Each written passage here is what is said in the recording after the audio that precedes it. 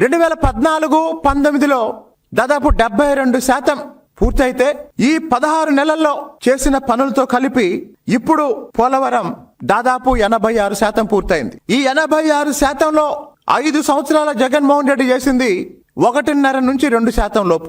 అలాగే పోలవరం పునరావాసానికి సంబంధించి 1,99,000 ఎకరాలు సమీకరించాల్సి ఉండగా 86,985 ఎకరాలు సేకరించబడ్డాయి. పోలవరం నిర్వాసిత కుటుంబాల్లో 38,060 కుటుంబాలకు గాను 14,371 కుటుంబాలని ఇప్పటి వరకు పునరావాస కేంద్రాలకి తరలించడం జరిగింది.